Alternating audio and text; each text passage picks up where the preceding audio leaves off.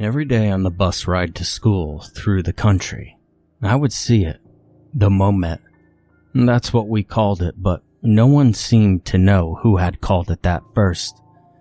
You see, the Mommet was an old ScareCrow, sitting atop the shallow valley my bus route cut through. The field it was intended to guard had long ago been abandoned, surrendered to grass and weeds and wild-growing Indian corn. Backdropped against it was an old woodlot filled with too many dead trees to count, long overdue for felling. Perpetually perched in those naked branches was a murder of crows, inexplicably indifferent to the insidiously imposing ScareCrow beneath them. The first thing that most people would probably notice about the Mommet was that it had been deliberately and irreverently placed on a life-size cross.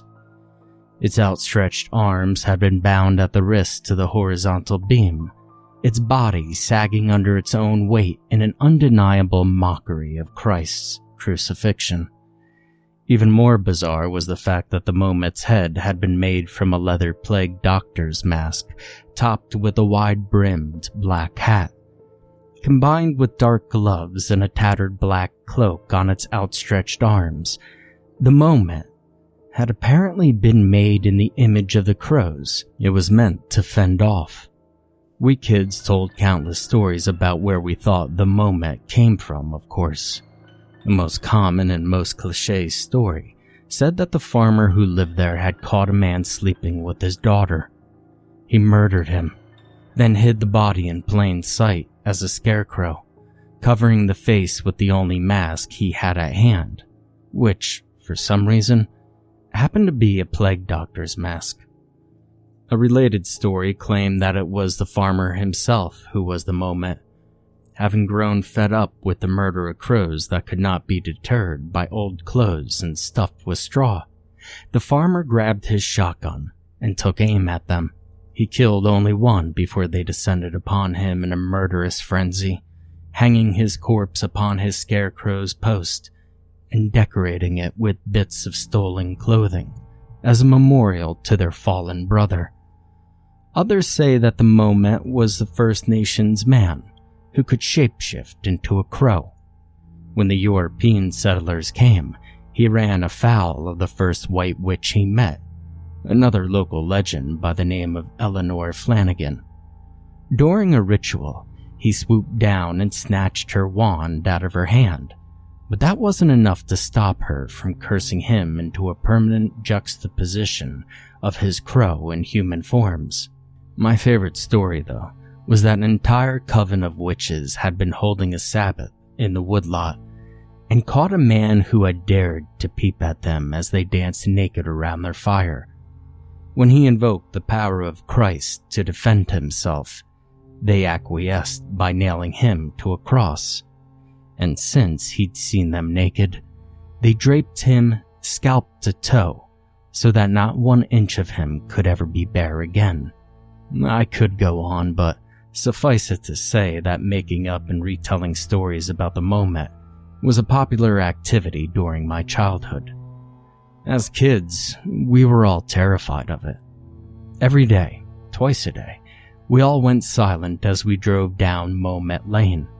Most of us tried not to look at it, but some just couldn't help themselves. And at least once a week, someone would shout, "It moved!" sending us all into fits of hysterics. Everyone claimed to have seen it move at least once. Some of us were lying, and some of us just thought we had, when it was really just a trick of the light or the force of the wind. But some of us really did see it move. I know that now. When we were kids, we said that if anyone ever saw the Mommet when they were alone, it would kill them. So we regularly dared each other to go to the top of the playground hill by ourselves. On a clear day, you could just barely make out the shape of the crucifix in the distance from the top of that hill. And what everyone wondered, and no one ever seemed to know, was who had actually made the Mommet, and why was it allowed to stay up? It was a simulacrum of crucifixion, Morbid enough on its own and disrespectful to anyone of any Christian denomination, and children as young as 4 were forced to witness it on their ride to school. We were all terrified of it, and it gave us all nightmares, but there never seemed to be any discussion of removing the Mommet. There was no official record of who had once owned the land, and no official explanation as to why no one else seemed interested in buying it. Surely the township, if not the county, had the authority to remove it. And even if they technically didn't, who would object to the removal of an eyesore from an abandoned farm? My parents didn't see it that way, though. You see, when I brought up the issue with them, they dismissed it as juvenile. All the stories and rituals around the Mommet were just normal, silly games that children played, and the Mommet itself was harmless. It was a landmark, even. I mean, after all, what would we call Mommet Lane if there was no Mommet? Besides, the school's mascot was a ScareCrow, so the children couldn't have been that scared of it. I was just making too much out of things. Every other adult I spoke to seemed to be in the same mind on the matter, and assured me that there was no course of action I could take that would result in the Mommet being removed.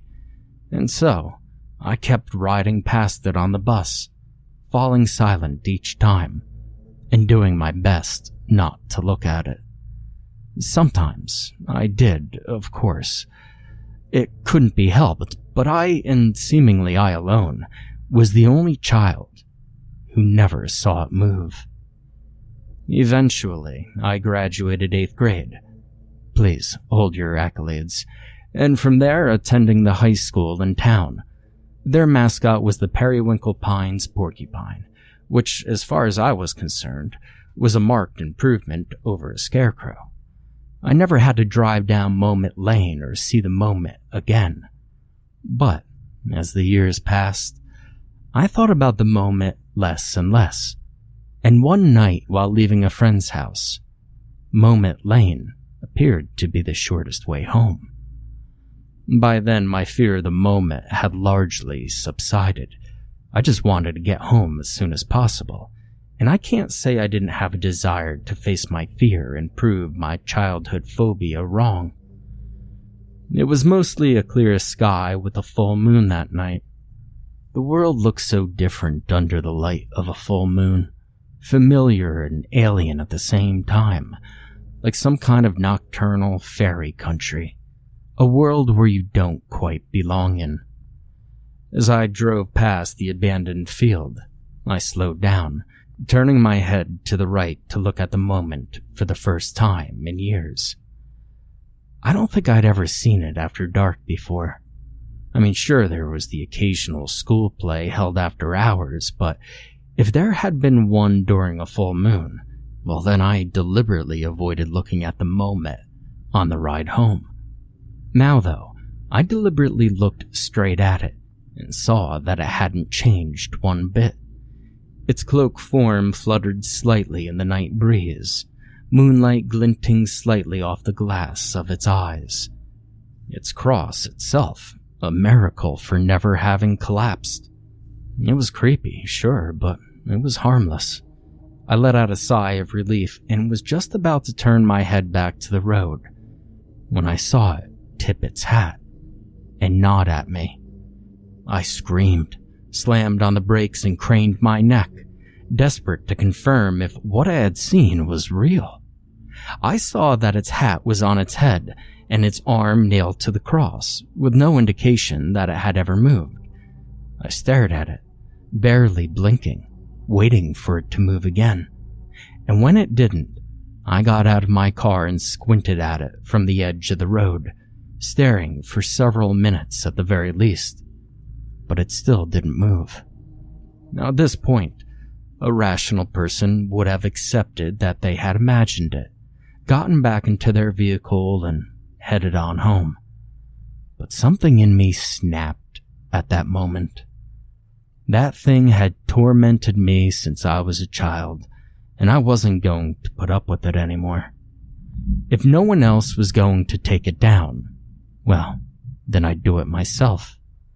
I didn't care if I got charged with vandalism or trespassing. I didn't care if people thought I was crazy. I just wanted that thing gone. I threw open my trunk and rifled through my emergency kit and some leftover camping supplies for a hatchet and a lighter. If I couldn't cut it down, I'd burn it down. With the hatchet in my hand and the lighter in my pocket, I marched across the field and up the valley of ripe Indian corn, my heart pounding in my ears as the Mommet implacably gazed down at me all the while. I refused to take my eyes off of it, my hand poised to swing the hatchet defensively should the need arise. And by the time I was standing right in front of it, it still hadn't moved again, and I had calmed down enough to reconsider what I was doing. It's just a Halloween decoration that no one ever really took down, I said to myself, shaking my head at the ridiculousness of it all. Before heading back, I paused to take a good look at the obscene straw man, since I would never likely be that close to it again. I considered taking out my phone and taking some photos, but thought better of it. I wasn't technically supposed to be there after all. The Mommet was tall, but still within the range of normal for a man, about 6.5 feet.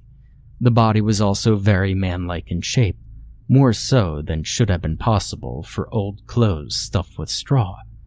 It was easy to understand why most stories about the Mommet said it had been made from a corpse.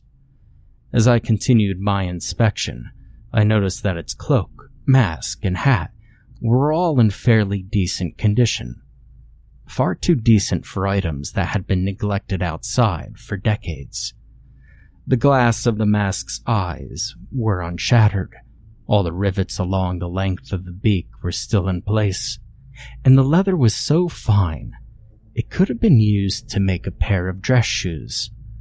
The hat was likewise in near mint condition, and the tatters in the cloak, which had been obvious from the road now, appeared to be merely decorative.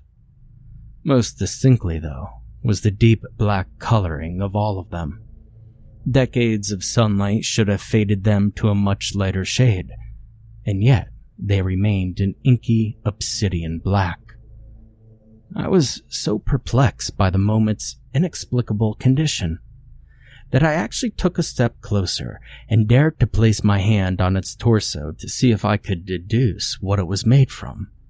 The cloak was smooth, supple leather, exactly as it had appeared to be, but when I pressed harder, I found that the body possessed a firmness that was quite unlike straw. I turned my gaze upwards to its outstretched arms, nails the size of railroad spikes driven through its wrists, its dark hands splayed open and poised to grasp anything that might come too close. It was then that I realized that my favorite story about the Mommet couldn't have been true, because the Mommet was not wearing gloves. Rather, its hands were covered in black avian scales, with long curved talons glistening in the moonlight, and for all intents and purposes, appearing to be giant crow's feet. I stumbled backwards, my nerve wholeheartedly diminished by this revelation. I wanted to run away, but I didn't think to take my eyes off the Mommet just yet. Then it slowly raised its slumped head, curiously cocking it sideways at me. I spun around and bolted, and the instant I did so, crows roosting in the dead of trees behind the Mommet awoke with a cacophonous cawing and a thunderous beating of their wings. Their murder swooped down upon me before I could get into my car, pecking and scratching and flapping all at once. I swung my hatchet wildly, but razor-sharp beaks swiftly pried my fingers from its handle, and it was lost to me. Screaming, I dropped to the ground and curled up into a fetal position, shielding my head and torso as best as I could against the onslaught. After a few moments, they relented, seemingly without cause, and when I dared to raise my head, I saw the Mommet free from its cross, towering over me while blocking out the moon, little more than a vague silhouette in the night. It bent down and picked me up, slinging me over its shoulder and carrying me off. I flailed my limbs, kicking and pounding at it, but I could not escape its grasp. I screamed and screamed in the hopes that someone might hear me, but the murder erupted into a cawing chorus that completely drowned me out. The moment carried me past its cross and into the woods, and everything went as black as crow feathers. When I regained sight, or consciousness, I'm not sure which, I was deep within the woodlot and tied to the trunk of a dead tree. The rope around my wrist and arms was old and coarse, and reeked of crow shit and stale blood. I looked up, and in the dappled moonlight, I saw the murder of crows perched all around me.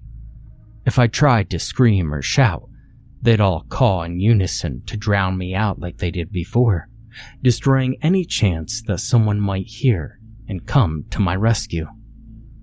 I looked down and I saw the tree was encircled by ScareCrow posts fashioned from fallen branches and spools of twine. All but one was decorated with an unstuffed flannel shirt, straw hat, and animal skull. Only the post straight ahead of me lacked a ScareCrow, and I could only assume that it was intended to fulfill that role.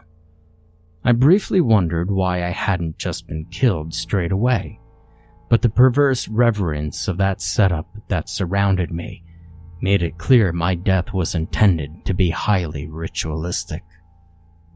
I looked around for the Mommet, but it was not to be found. Perhaps it had been compelled to return to its cross before someone noticed its absence. The ground by my feet was littered with various animal bones, dead leaves, and gnawed cobs of corn. I'd no idea if it intended to come back to murder me, or if I was just meant to slowly die of thirst, but I knew that I couldn't squander whatever time I had. Though my arms were tightly bound to my sides by the rope, I was able to move my hands enough to reach into my pocket. To my relief, I found that both my keys and the lighter were still there. With one hand, I very carefully pulled out my keyring and flipped open the small pocket knife I kept on it. Then, I started sawing at the rope from bottom up. It was slow going, and I was constantly glancing up at the murder of crows overhead to see if they'd interfere. Crows are smart, but unfortunately, those crows weren't smart enough to realize what I was doing. Thread by thread, the rope began to fray, and eventually, it was weak enough for me to snap it by brute force alone. And that's when the crows went crazy. Shrieking loudly, they descended upon me in a mad frenzy. Ducking, I drooped to the ground and rolled to the boundary of the ritualistic circle. Whipping out the lighter, I set fire to the first flannel shirt I could. Fortunately, it was dry and caught flame quickly. The crow's caws immediately changed from aggressive to a mix of caution and anger, but none of them dared to get too close to the blaze. I grabbed the post by its base and pulled it upwards as hard as I could, freeing it from the earth it had been embedded in for God knows how long.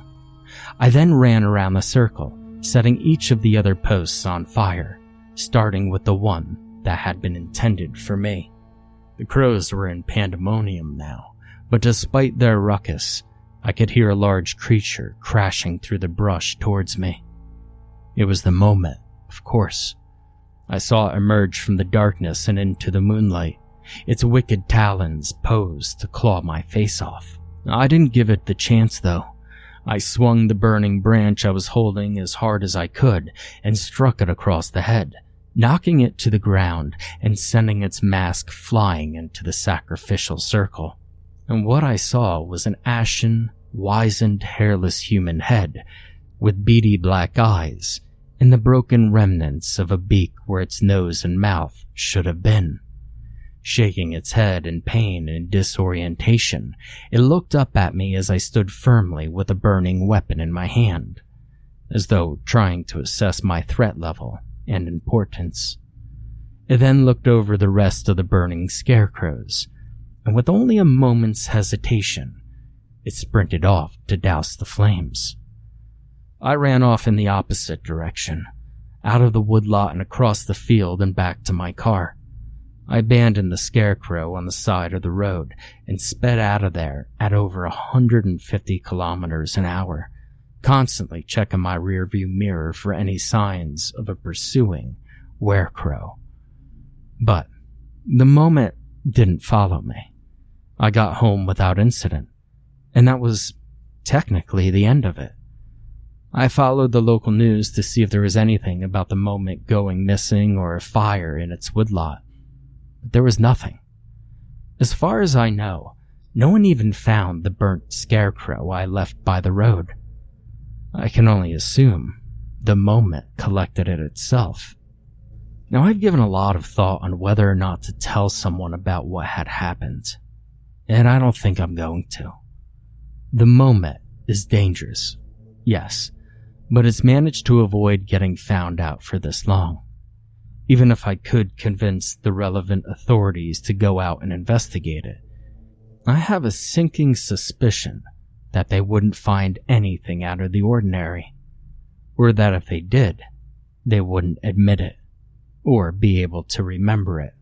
Now, I still don't know what exactly the Mommet is, or what it's capable of, but I know it will always be looking out over Mommet Lane. I took another drive out there last week, this time in broad daylight with my doors locked and the biggest axe I could find propped up in my passenger seat. I looked out my window and saw it at the top of the valley, exactly where it had always been, its mask back on and in perfect condition.